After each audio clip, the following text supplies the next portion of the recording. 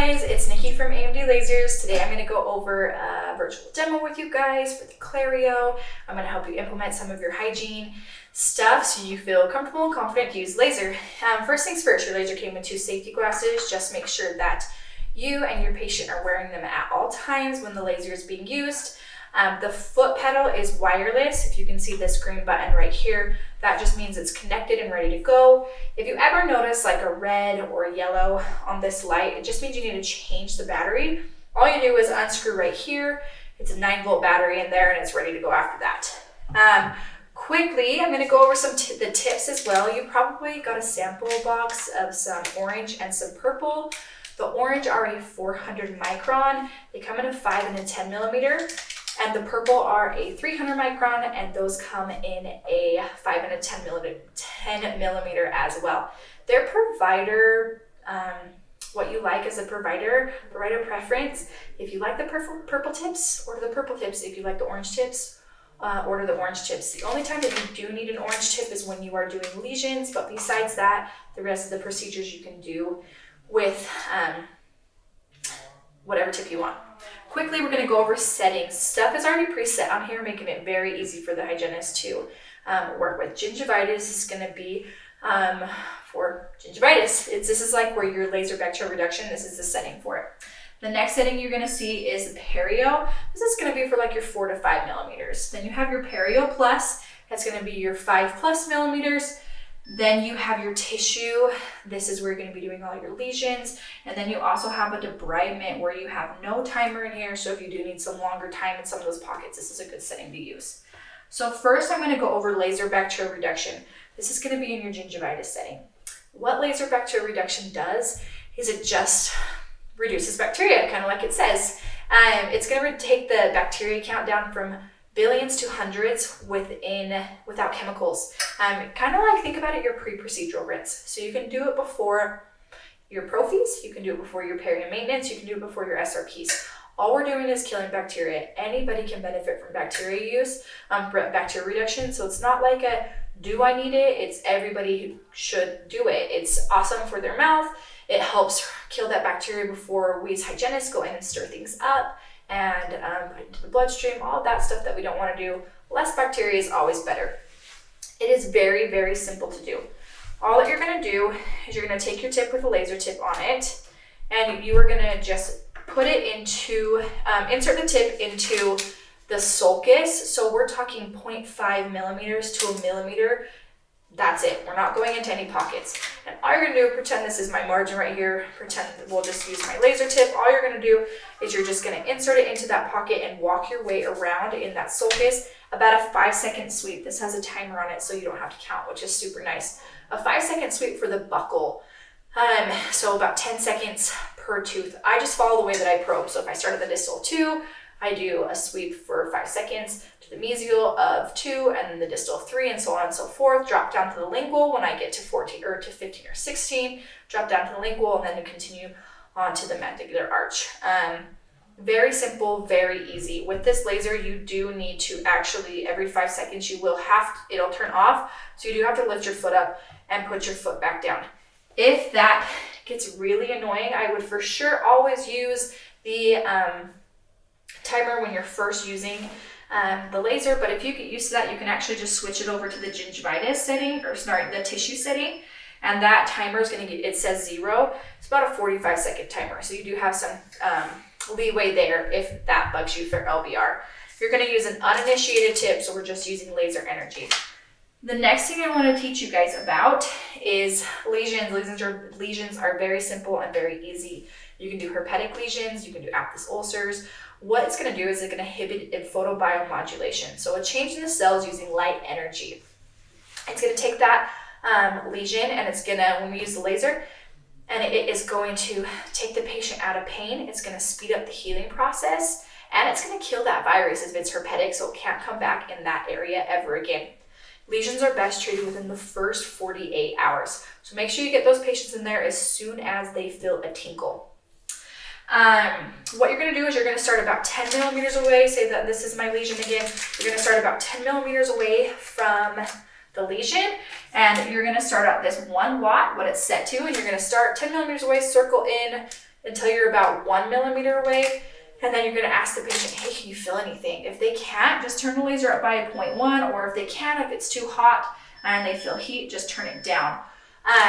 You want the patient to feel some warmth, some tingling, anything like that. They can feel where you're at. What you don't want is them to feel heat or pain. So start at what the preset is, and then that's why we start 10 millimeters away to start getting those cells working together. Count to like 10 seconds, ask the patient, can you feel anything? If they say no, turn the laser up. If they say yes, turn the laser down. And then after you do up or down, you're going to start 10 millimeters away again, circle in, and repeat that until the patient feels some type of stimulation. Then that's your wattage for the entire time. Then what you're going to do, this has a 45-second timer on it, is you're going to stimulate lesion for a full 45 seconds. Working around, you can go around the border, you can go in the middle, you can do figure eights, back and forth. Just make sure you're stimulating that lesion. After 45 seconds, give it a chance to rest, just for like 15 seconds. And then you're going to start that sequence of 45 seconds on, 15 seconds off. You want the patient to feel numb. So palpate in between those areas and get a range of how numb they are. Once the patient tells you that they are numb, you're done. You don't have to keep going, whether that was 2 cycles or 6 cycles, and you have 5 minutes in stimulation. So just make sure that you don't go over that 5 minutes of total treatment time when you're stimulating lesions. So every time that you're 45 seconds on, that is your treatment time, not the 15 seconds off. If you get to that 5 second range or 5 minute range and the patient still isn't numb, don't over-treat it. You can call them the next day, see how they're doing, and bring them in, but I would give it some time before you treat it again. Give it some time for those cells to work. The next thing is laser-assisted perio that I'm going to go over. You're going to use the Perio Plus and the Perio setting for this one, just depending on your pocket depth. This procedure can be done with an initiated tip. You need to check your state regulations to see if U.S. hygienists can initiate the tip in your state. The Academy of Laser Dentistry is a great reference for that. You can go to their website and they'll tell you what it is per state.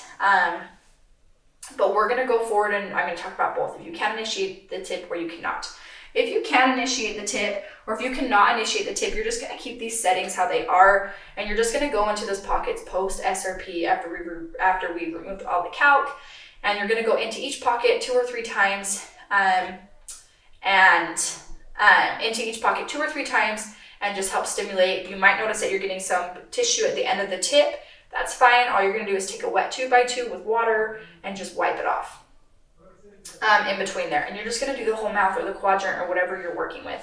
Now, if you can initiate the tip, what you're going to do is you're going to go to a 0.5. So if we go to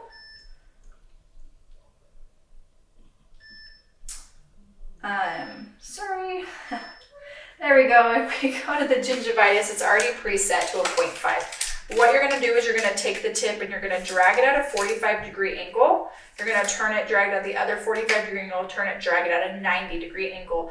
That way you just have a full cutting edge. You don't have one side doing laser energy while the other side is a cutting edge. So you want to make sure that whole thing is stimulated, or that whole thing is darkened. To check it, you're just going to take it out. You're just going to put it in standby mode. It'll turn that aiming beam off and you can actually visually inspect it. The aiming beam actually won't hurt your eyes. It's kind of like a laser pointer. The laser itself is invisible, so that is why we need to wear safety glasses whenever we're pushing the pedal. So now we've initiated the tip. We're going to do the same thing post SRP. I would have the patient numb for this. If they don't want to be numb with local, you can do, if they don't want to be numb with local anesthetic, then you can do like a subgingival topical, like a Ceticaine or a Kix, whatever you guys have. But I would try to get the patient numb because we're actually going to physically be removing tissue. Think of it as a burn on a hand. If somebody got a really bad burn on their hand, they would need to go to the burn unit and they would have to strip that off layer by layer. That's kind of what we're doing subgingivally. So now we have our initiated tip, we have our wattage, we're going to work in that Perio Plus setting probably, and it is set to a 0.8 at an 8 seconds. So basically that what the timer does is it's going to shut off after 8 seconds. A good rule of thumb is about 1 second per millimeter when you're working in these pockets. So, but we need to assess tissue because every tissue reacts differently to the laser. The laser is attracted to dark and wet things. So depending on what the patient has, more pigmentation, more inflammation, it's going to cut differently. So now we're going to work in our pockets, individual pockets. Say the distal of 2 has a 7mm pocket. Your tip is initiated, you're going to go to that base of the pocket, then you're going to fire the laser. You don't want to fire the laser as you work into that pocket. You want to get to the base of the pocket, aim it towards the tissue side, work your way out. Now, we're not going across the entire tooth from the 6 to the 3 to the 7. We're working in that 1 6mm pocket. That's where we're working the entire time. And then we'll move on to the next pocket, but we don't want to do any sweeps across the entire tooth surface. So we're going to work in that 6mm pocket. We're going to go to the base, work our way out. We're going to visually inspect the tip. If there is some necrotic tissue on it, that tells you that you have the correct wattage. If you do notice that, you're just going to wipe it off with a wet 2x2, make sure that there is no alcohol, it's just water, and then you're going to repeat that process until, and if you don't notice any tissue, turn the laser up. And then you can also do it in this perio setting, and it's a little bit of a lower setting if you want to start a little bit lower and work your way up, whatever works for you guys. But you just need to assess the tissue. So put it into the distal of 2 in that 6mm pocket, work your way out, look at it. There is no necrotic tissue, turn it up by a 0.1, reassess, pull it out, and just do little sweeping motions back and forth, tiny back and forth motions in that pocket until you see the necrotic tissue. Great, now we have the correct wattage. Say for instance, it was a 0.7 that we noticed it at. That's going to be your entire wattage for your mouth or quadrant or wherever you're doing. If you're doing 2 or 3 teeth, that wattage should work for it. Then what you're going to do is you're going to repeat going into that pocket, working your way out until you no longer see necrotic tissue. So we want to turn the laser up until we see necrotic tissue, and then we want to continue at that wattage and repeating going into that pocket until we no longer see necrotic tissue. Basically, your tip comes out clean.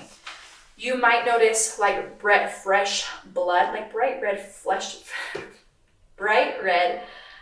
flowing blood, fresh flowing blood, sorry.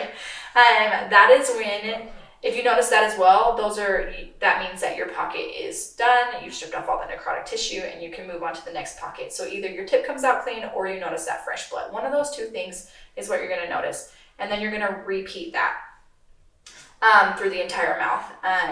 Following what you're saying, you don't need to mess with your wattage, but just repeat into the pocket until you no longer see that necrotic tissue.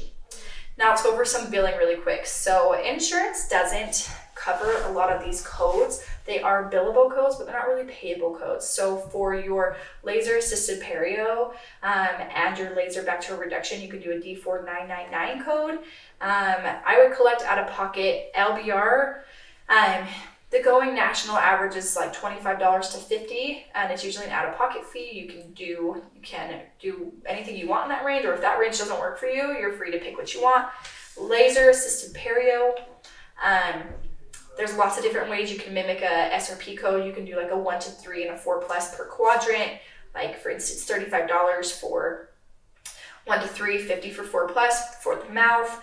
You can do a whole mouth fee. You can do whatever works for you guys. I've heard of offices doing a 1 lump sum fee of like $250 for the entire year for everything laser. So if they do need SRPs, or they do have lesions, or they do have any of that, then it's all covered. So it's up to you guys and how you want to do it. I would collect upfront. Insurance isn't going to cover probably any of those, but you can try. And that is it. Please reach out if you guys have any questions. If you had started this video and your laser wasn't set up, we do have some setup videos, so just make sure you check those setup videos and make sure your laser is up and going. Quick, just troubleshooting. This button does have to be pushed down all the time. In the back, you do have a power cord and a key and an on-off switch. If those are all on and ready to go, your laser should be working. If you have any questions, please reach out to support, reach out to your customer care rep, and we'll get them answered. And thank you guys so much for joining me, and we'll talk to you soon. Bye-bye.